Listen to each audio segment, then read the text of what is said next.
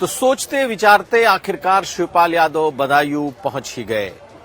बदायूं पहुंचे और कहा कि शीर्ष नेतृत्व ने कहा तो चुनाव लड़ने आ रहा हूं। आज का उनका दौरा कैसा रहा और इस दौरे में क्या खास रहा? क्या धर्मेंद्र और उनके लोग शामिल थे? क्या कहा है शिवपाल यादव ने, आज हम ये समझेंगे। ये भी जानिए कि मुख्यमंत्री योगी आदित्यनाथ ने आज ताबड़तोड़ अपनी चुनावी यात्राएं शुरू कर दी। हालांकि कई जिलों में उन्होंने सरकारी प्रोजेक्ट लॉन्च किए, लेकिन गोंडा पहुंचते पहुंचते एक बात साफ हो गई कि गोंडा के सभी सरकारी कार्यक्रमों में किसी में ब्रजभूषण शरण सिंह का नाम नहीं था। और आखिर में हम आपको दिखाएंगे कि कैसी तैयारी है पीलीभीत में, आखिर कैसे बदल रहा है वरुण गांधी का मिजाज, उनके समर्थक अब कैसे मोदी मोदी करने लगे। ये तमाम खबरें आज का यूपी में। नमस्कार, मैं हूं कुमार अभिषेक, आप देख रहे हैं यूपी तक। हम हाजिर अपना न्यूज शो आज का यूपी लेकर। तो पिछले कई दिनों से कथित तौर पर अस्वस्थ चल रहे शिवपाल यादव आज बदायूं पहुंच गए। दरअसल शिवपाल यादव पर कहीं न कहीं यह दबाव बनने लगा कि क्या वो बदायूं चुनाव लड़ना चाहते हैं या नहीं। और ये चर्चा इतनी हो गई कि आखिरकार शिवपाल यादव ने बदायूं की राह पकड़ ली। आज वो करीब 60-70 गाड़ियों के काफिले के साथ बदायूं पहुंचे और साथ में उनके मौजूद रहे उनके बेटे आदित्य यादव। बहुत ज्यादा उत्साह इस चुनाव को लेकर शिवपाल यादव ने नहीं दिखाया। पहले आप सुनिए, जब वो गाड़ी में बैठे थे तो उनसे पूछा गया तो उन्होंने इस चुनाव की वजह सिर्फ अपने पार्टी के सुप्रीम नेता की इच्छा बताई। उन्होंने कहा कि जब पार्टी का आदेश हो गया तो हम चुनाव लड़ने आ गए हैं। पहले सुनिए उन्होंने क्या कहा, क्योंकि इसी में आपको यह दिख जाएगा कि बदायूं के लिए वो कितने उत्साहित थे। उसके बाद बताएंगे उन्होंने कहा क्या है और कैसी रही उनकी बदायूं यात्रा। सुनिए शिवपाल यादव। पहले भतीजा, आप चचा उसी सीट पे कैसे देखते हो? देखिए, आप सबको पता है ये समाजवादी पार्टी का गढ़ रहा है। यहाँ से नेताजी सांसद हुए, प्रोफेसर राम गोपाल सांसद हुए, धर्मेंद्र हुए। तो जब ये अब हम आ गए तो ये तो समाजवादी पार्टी, अब इन्हें प्रत्याशी भी ढूंढे नहीं मिल रहा है। बदायूं पहुंचे शिवपाल तो उनके आवाज में न तो वो खनक थी और न ही वो उत्साह, लेकिन वो बदायूं पहुंच गए और उन्होंने ऐलान कर दिया है कि वो अब चुनाव लड़ेंगे। यानी कि अब ये साफ है कि शिवपाल यादव चुनाव लड़ेंगे। जो बातें हो रही थी कि वो चाह नहीं रहे, वो लड़ना नहीं चाहते, उनकी इच्छा नहीं है, वो धर्मेंद्र को नाराज नहीं करना चाहते, ऐसी तमाम बातों पर फिलहाल विराम लग गया है। और शिवपाल यादव आज काला चश्मा पहनकर पहुंचे थे तो ये भी बात साफ है कि उनकी आंखों में समस्या थी और उनकी आंखों के परेशानी की वजह से कहा यह जा रहा है कि उन्होंने कई दिनों तक बदायूं का रुख नहीं किया था। लेकिन आज जब पहुंचे तो उन्होंने कई बातें कही। उन्होंने कहा कि समाजवादी पार्टी के ये परिवार की सीट है और ये परिवार की सीट परिवार के पास ही रहेगी। यही नहीं, उन्होंने ये भी कहा कि बीजेपी को तो यहां कोई कैंडिडेट मिल ही नहीं रहा है। पहले सुनिए शिवपाल यादव ने कहा क्या क्या। अभी देखिए, घोषणा भी नहीं हुई है चुनाव की और यहाँ तक कि देखिए भारतीय जनता पार्टी तो अभी अब प्रत्याशी भी नहीं ले पाई।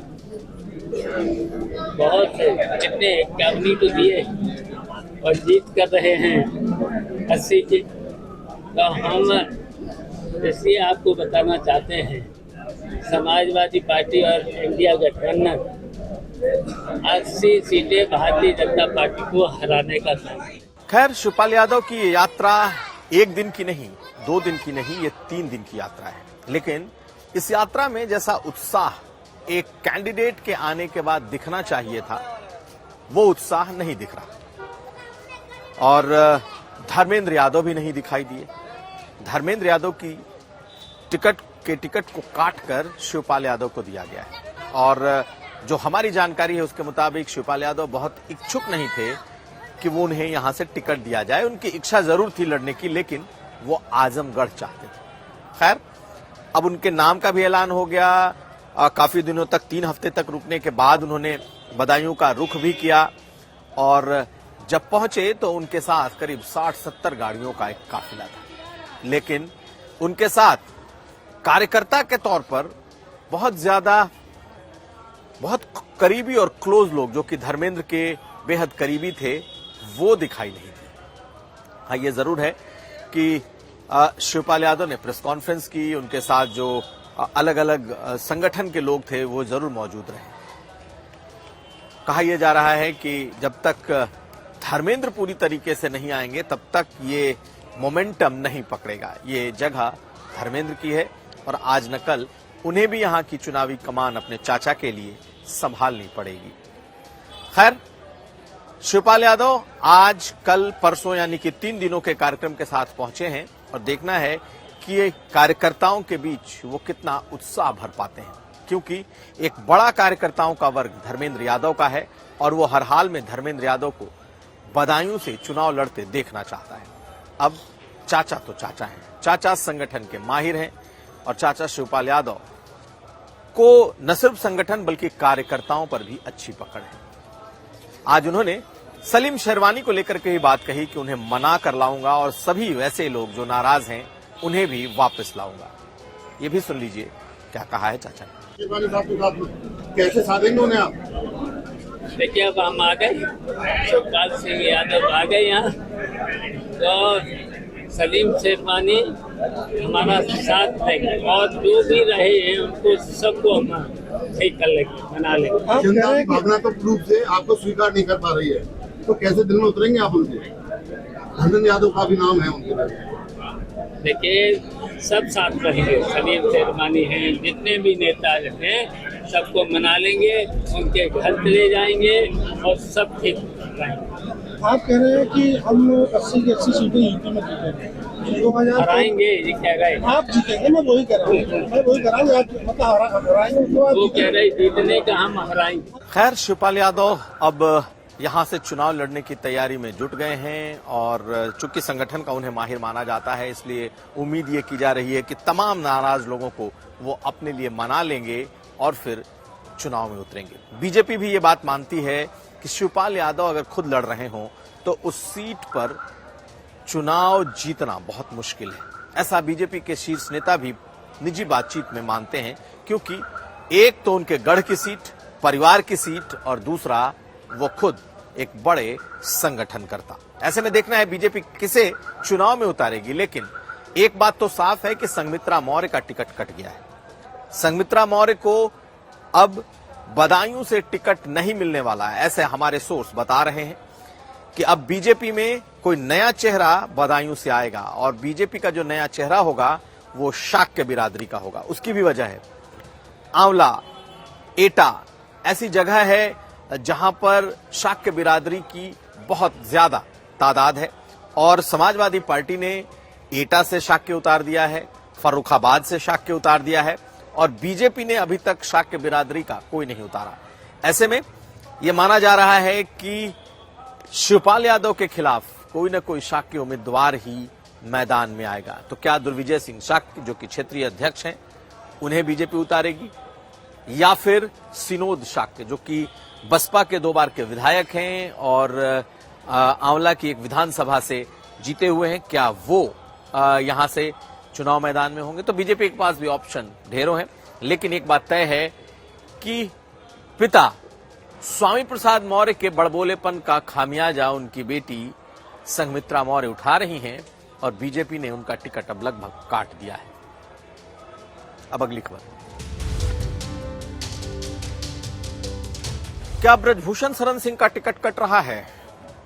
आखिर मुख्यमंत्री योगी आदित्यनाथ जब गोंडा गए और गोंडा में अपने सरकार की 1,500 करोड़ से ज्यादा की परियोजनाओं का शिलान्यास और लोकार्पण कर रहे थे, तो ब्रजभूषण शरण सिंह मंच पर क्यों नहीं?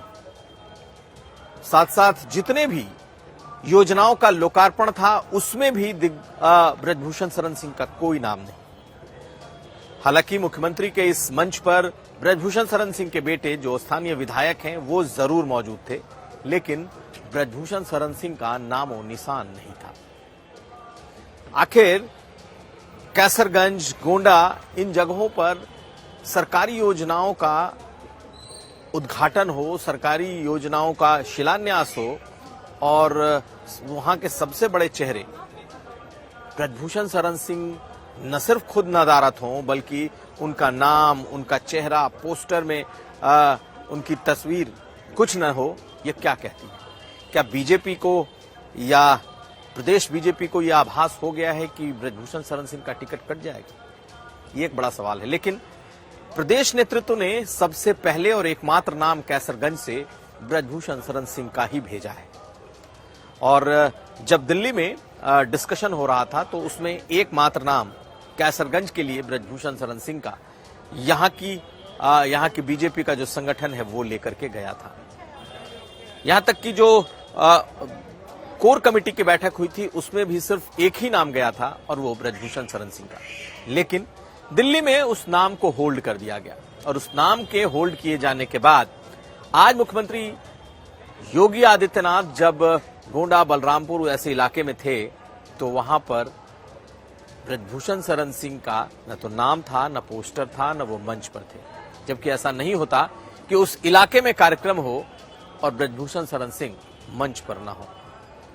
तो क्या ये कोई इशारा है कि उनका टिकट कट सकता है? हालांकि उनके समर्थकों का अभी भी मानना है कि उनका टिकट जरूर मिलेगा, उन्हें टिकट जरूर मिलेगा। लेकिन अब देखना है कि क्या होता है। आप इन एड को देखिए जो कि अखबारों में निकले थे और इस पूरी आज के एड में कहीं भी ब्रजभूषण सिंह का कोई नाम, कोई तस्वीर नहीं थी और मंच का भी वही हाल था। आप इन तस्वीरों को देखिए, समझ जाएंगे कि उस इलाके में आखिर ब्रजभूषण शरण सिंह का नाम, चेहरा क्यों नहीं है। न ही मुख्यमंत्री ने उनके नाम का कोई जिक्र किया। यह जरूर है कि ब्रजभूषण शरण सिंह के बेटे मंच पर थे, उन्होंने बोला भी, मुख्यमंत्री ने उनका नाम भी लिया है। तो अब देखना यह है कि क्या उन्हें टिकट मिलता है या नहीं। बीजेपी का संगठन, बीजेपी का प्रदेश नेतृत्व ये चाहता है कि ब्रजभूषण शरण सिंह को टिकट दिया जाए, लेकिन केंद्र क्या इससे इतर फैसला लेता है, इस पर हमारी नजर बनी रहेगी। अब अगली खबर। और अब बात वरुण गांधी की। जी हां, वो वरुण गांधी जिन्होंने 5 साल तक पीलीभीत में एक सशक्त विपक्ष की भूमिका निभाई। हम विपक्ष की भूमिका इसलिए कह रहे हैं क्योंकि बीजेपी में रहते हुए उन्होंने कभी बीजेपी का झंडा, बैनर, पोस्टर, नाम, मोदी, योगी कुछ नहीं कहा।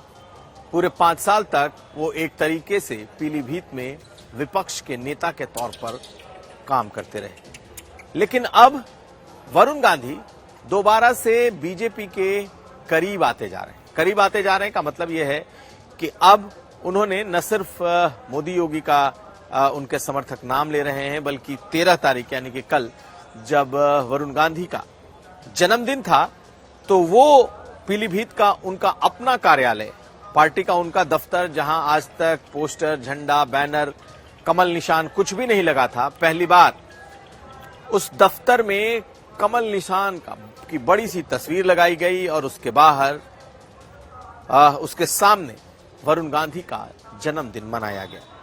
तो ये 5 सालों में पहली बार हुआ है। लेकिन वरुण और मेनका मौजूद नहीं थे, हालांकि उनकी तस्वीर थी, कमल निशान था। अब देखना यह है कि जिस तरीके से अब आखिरी वक्त में वरुण गांधी बीजेपी को साधने की कोशिश कर रहे हैं, तो क्या सचमुच शीर्ष नेतृत्व से कोई ऐसी बात हुई है? क्या उन्हें कोई संकेत मिले हैं कि उन्हें 2024 का टिकट दिया जाएगा? और शायद इन संकेतों के बाद ही कुछ ऐसे बदलाव दिखाई दे रहे हैं। अब लोगों का वहां मानना है कि हो सकता है कि वरुण गांधी को टिकट दिया जाए और 2024 का वो चुनाव भी लड़े। लेकिन प्रदेश नेतृत्व की जहां तक बात करें, बीजेपी का प्रदेश नेतृत्व जो 5 सालों से वरुण गांधी को अपना विपक्ष मानता रहा है, उसने साफ कहा है कि वरुण गांधी उसका साफ मानना है कि वरुण गांधी 5 सालों तक बीजेपी के खिलाफ रहे, इसलिए उन्हें टिकट नहीं मिलना चाहिए था। लेकिन हो सकता है कि केंद्र बीजेपी के प्रदेश नेतृत्व के इतर कुछ अलग फैसला ले और हो सकता है कि वरुण गांधी को टिकट मिल जाए। हालांकि वरुण गांधी ने जो संकेत दिए हैं उनके मुताबिक उन्हें टिकट मिल रहा है और वो फिर से पीलीभीत से चुनाव लड़ेंगे। तो इन तस्वीरों को देखिए, आपको अंदाजा लग जाएगा कि कैसे बदले बदले से हैं वरुण और उनके समर्थक। तो यह था आज का यूपी। हम कल फिर हाजिर होंगे। हमें दीजिए इजाजत।